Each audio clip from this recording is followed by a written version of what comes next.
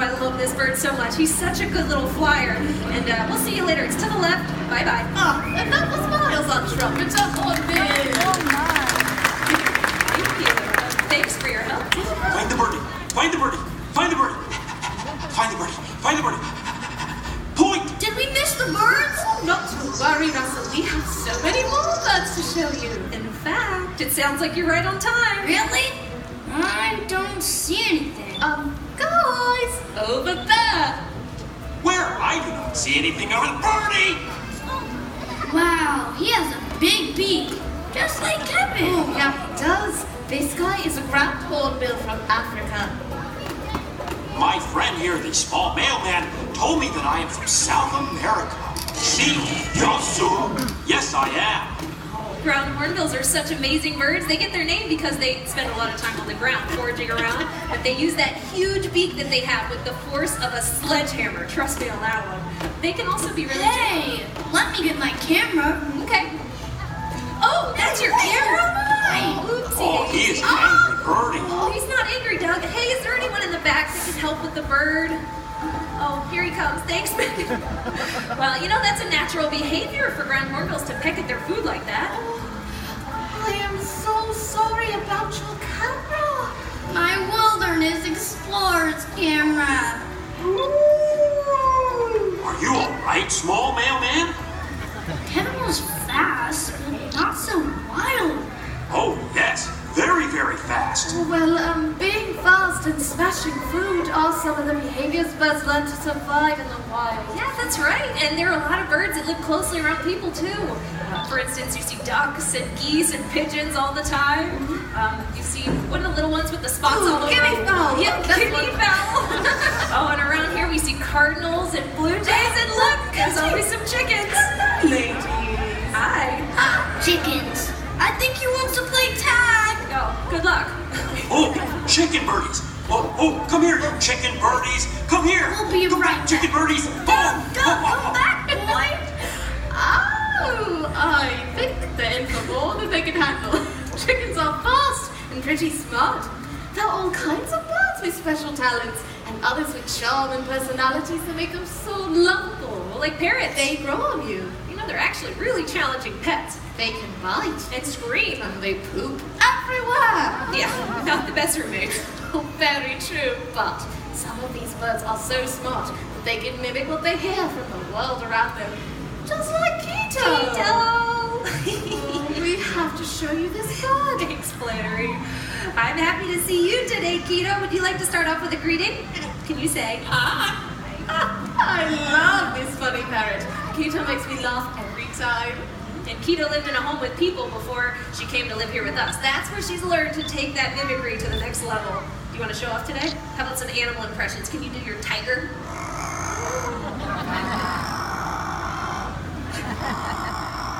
One more? Yeah, pretty good. That was pretty scary. What does Keto have you think of that tiger? Oh, yeah. Hey, how about your kitty cat? Yeah. Pretty cute. Oh, and I like this one too. Would you like to give everyone a big kiss? That's so tiny. That's adorable. Oh, would you like to hear Keto's song? Oh, it's really awesome. Do you want to show off your song? You ready? Let's sing. Old MacDonald had a farm. Oh my God.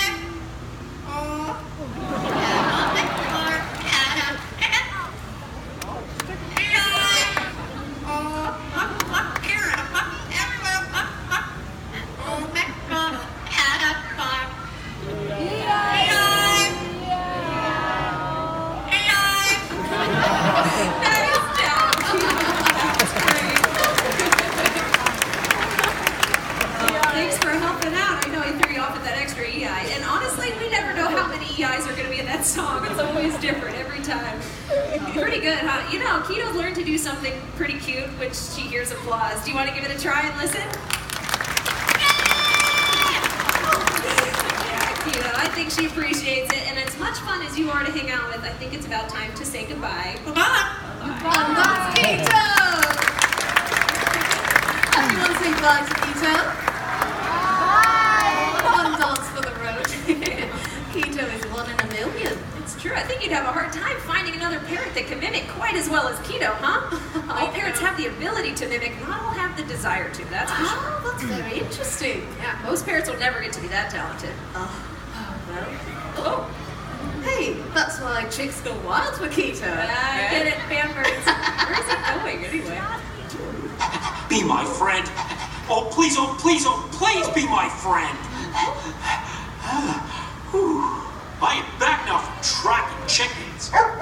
So were the chickens fast like Kevin? Kevin's much bigger. She could outrun them. Ah. Well, how big is Kevin's wingspan? Wingspan. I know that. It's how long it is from tip of wing to tip of wing. Yeah, that's right. Oh, so how big is Kevin's wingspan? Huge, like this big. Oh, that is pretty big. But did you know that there are some birds with even larger wingspans? Oh, it's true, like the albatross. That's the bird with the longest wingspan in the whole world. The size of an albatross's wingspan. Be like me and Marissa standing fingertip to fingertip.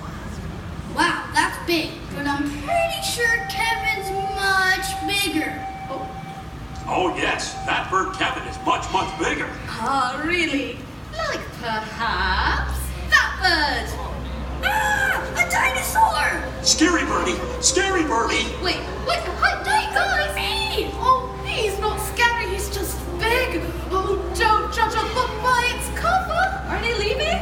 Yeah. Oh, maybe I should wait here to see if they come back. All right, well, in the meantime, I'll introduce all of you to our Andean condor. We call him Ozzy. And look at this incredible wingspan that he has. Andean condors have over a 10-foot wingspan. Pretty big, huh? Let's see if you'll show it off. Do you want to hop up here? You just did? You can do it. That's a lot of weight on that bird, but yes, they can fly really well. And what a beautiful sight to see them flying over the Andes Mountains down there in South America. Oh, no wonder Russell and Dad thought he was a dinosaur. Right. They're pretty big after only a few months, right? It's true, they do grow very quickly. That is full grown, but they also live a really long time, like 70 years or more. Yeah, and vultures, by the way, are some of the most beneficial birds on the whole planet because of the role that they play out there in the environment. Yes. It's mostly to do with what they eat. You know what that is, right? Oh, yes, that's carrion. Carrion, yeah. All of the leftovers, anything that's died out there in the wild, the vultures are there to clean it up, to help keep the planet nice and healthy for the rest of us. So we definitely would not want to live in a world without vultures. All right, well, thanks so much for hanging out, Ozzy. Let's see if he'll show off his big vulture run. That way. Or hop up there, too. That's good. And look at that wingspan. I never get tired of watching him. Oh, all right, Ozzy, do you remember this way? This way home? I know, I love Chris, too. He's a lot of fun. Come on, this way. All the way up the retreat. Oh, bye, Ozzy. Let us know if you see Doug and Russell. They shouldn't be afraid of the vultures. He's big, but he's small. I do not like the scary birdie. There's nothing to be afraid of, Doug. Remember, the wilderness explorer is friend to all. Oh, that's right. All animals are friends to us. If you appreciate them, they will show you just how wonderful they are. Oh, show me the birdie. Well, one of our favorites around here is called the African crowned crane, and you'll see where they get their name in just a moment because we have one that lives right here with us. Oh, look, there he is, joining us way up there. His name is Fraser. Get it? Fraser Crane? This is one of many birds here that help connect us to a world of stories and adventures. Hey, do you want to say hi, Doug? Hi there. I like the birdies. Wouldn't they like you, Doug? The crowned crane is the national bird of Uganda, a country in Africa where they're practically royalty with their tall, bold crowns. Oh, can't you imagine them flying over the plains of Africa? What's up? Here he comes. I like the He's birdies. pretty cool, huh, Doug? Hey, do either of you two want to feed Fraser? I do. Yeah? Well, come on up here, Russell. I have a bowl and plenty of his favorite goodies I can give to you. Are you ready? All right, Fraser. You made a new friend. He really goes gaga for bird seed. It's healthier than chocolate, huh? My hair sticks up like that, my mom makes me brush it. Very funny. Hey, believe it or not, those are all feathers on top top of Fraser's head. There's no hair on a bird's body. And each one of those feathers is shaped like a little corkscrew. Makes it stand up straight. Hey, but you can imagine that's really beneficial camouflage out there in the tall grasses in Africa. They blend right in. All right, we'll see you later. Say hi to Ozzy for us. He went that way. Bye, Fraser. That was Fraser Crane. Oh, that's a very friendly bird. I'm glad you like Fraser, but next I get to share with all of you my favorite bird and probably my favorite animal too. Look, Katie! There she is, a symbol of pride for the United States of America, the bald eagle.